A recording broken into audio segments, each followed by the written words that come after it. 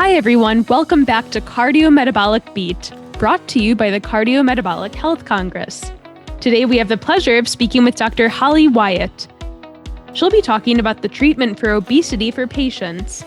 Welcome to the podcast, Dr. Wyatt. Oh, and if you haven't already, please leave us a 5-star review, rate, subscribe, and follow us. Enjoy the podcast, everyone. Hi, Dr. Wyatt. It's so wonderful to have you on the podcast today.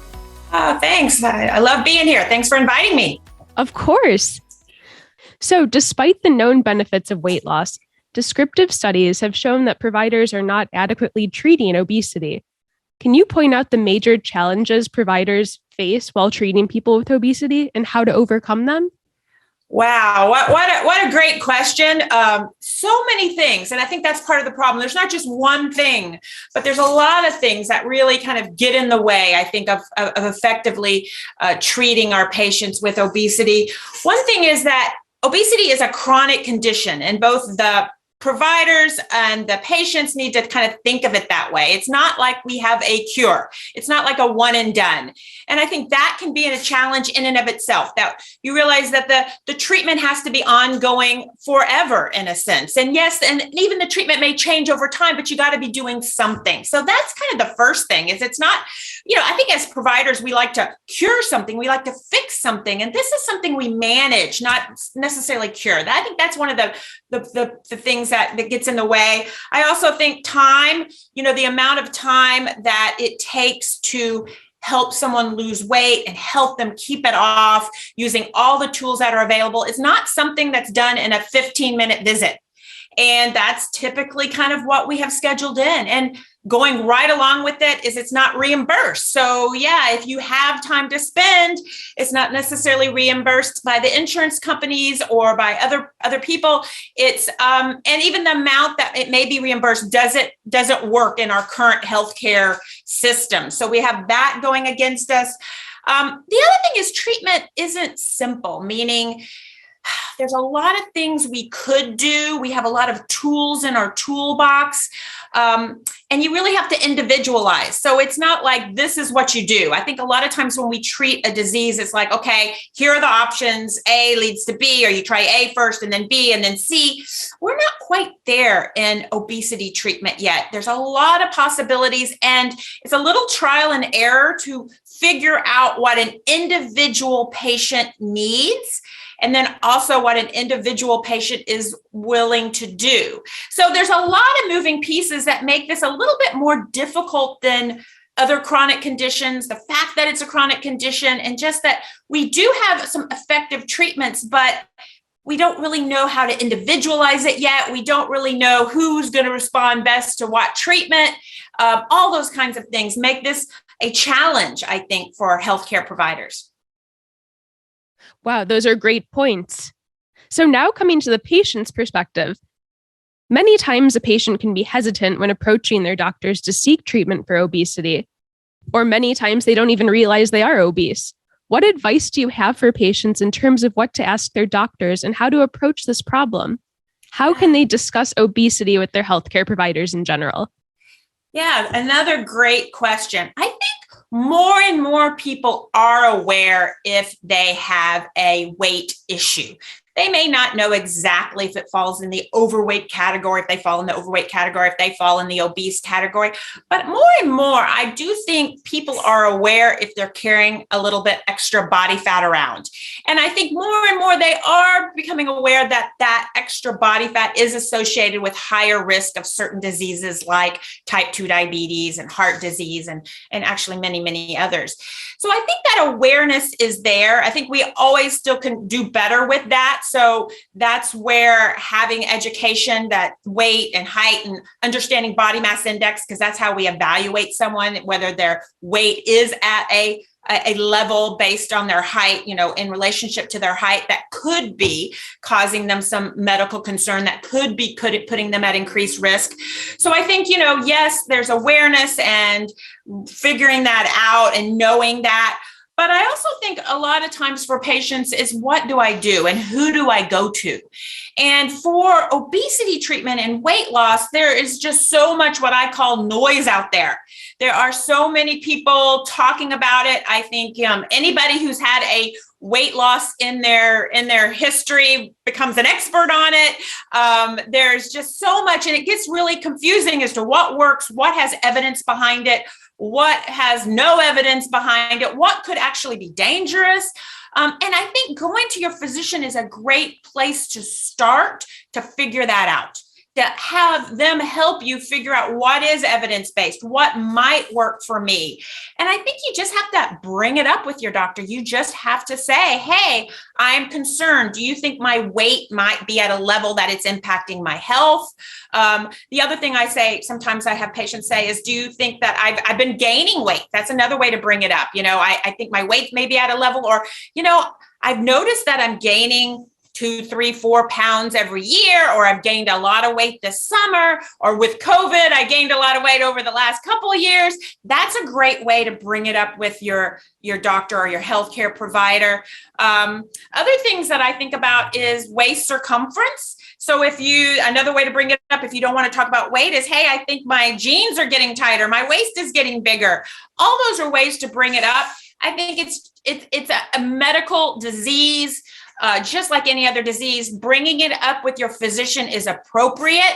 It is something they should be talking about with you, and they know more about it. We didn't think of it as a medical condition. When I started out 25 years ago, it was not frequently brought up in a medical visit, but now it is. It's a vital sign. So bringing it up with your doctor is appropriate and something that I think you should do if you're interested. The doctor should bring it up with you.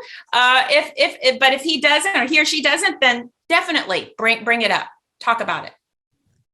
Okay. And on that note, when a patient comes to you and says, I think I'm gaining weight, or it's very clear to you, what are some initial steps that you would recommend to them to just take, like maybe some lifestyle changes?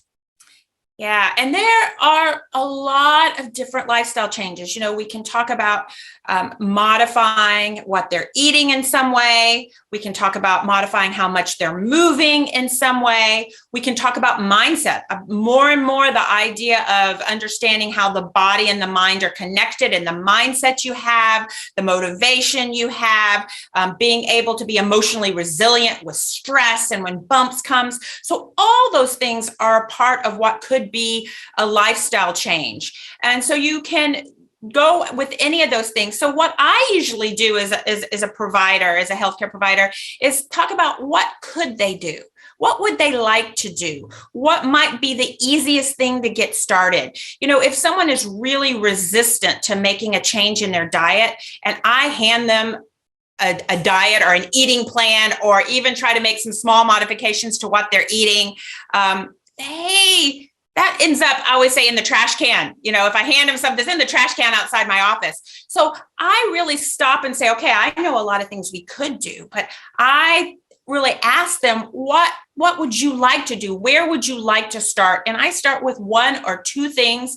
And what I find is if we can get 1 or 2 things going, we can continue to add to that lifestyle change. But sometimes too much at once can be overwhelming, or starting in an area where they're not willing or able, or it's not the low-hanging fruit, that can also backfire. So I really work with the patient to figure out what could they do, what would they like to do, what would be the easiest thing to start.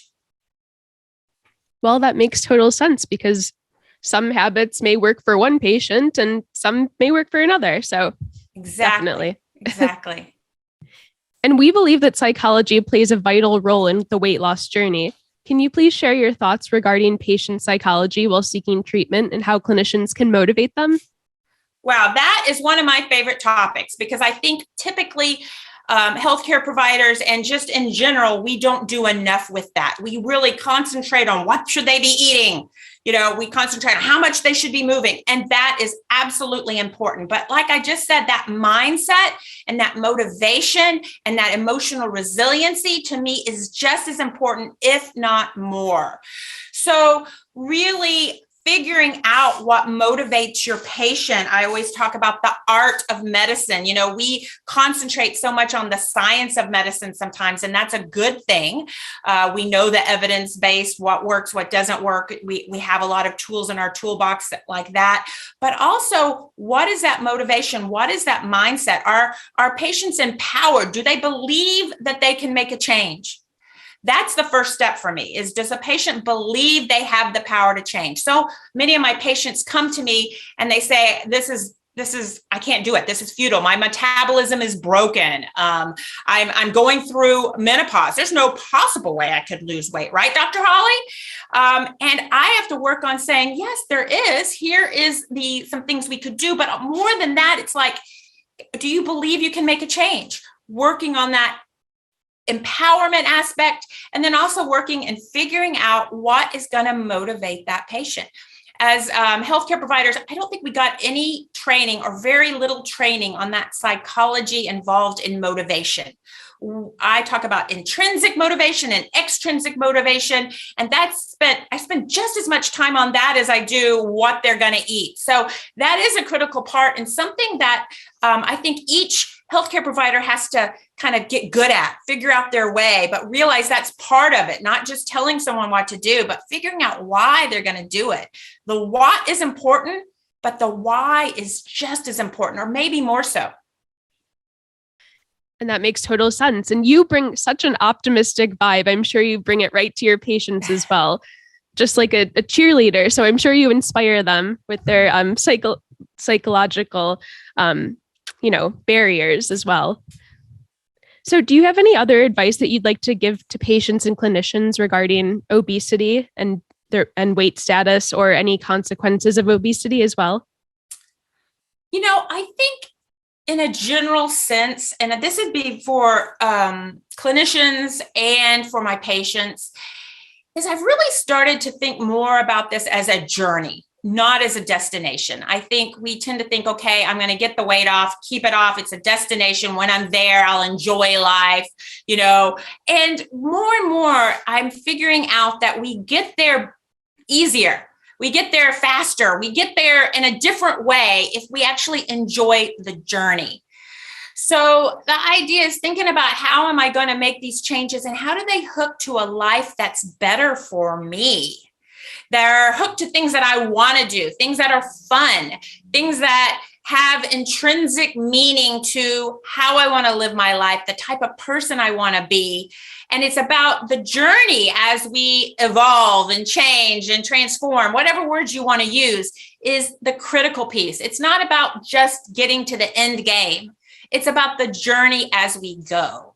So that's one of my things. I think there's so much of this. I'm going to hold off on my life until I lose the weight, or until this happens. And I'm having a lot more success when we talk about the journey instead of the destination, and making changes that are hooked to the life you want to live, the person you want to be, what's going to bring you fun. This summer, I've been talking about how are we going to have fun this summer and lose some weight if that's what they want to do, and change our lifestyle. How can we make it fun and do it, not wait? I love that attitude. Well, thank you so much for all of your knowledge today. It's really been a pleasure talking with you. Been great. Thank you for having me. Thank you.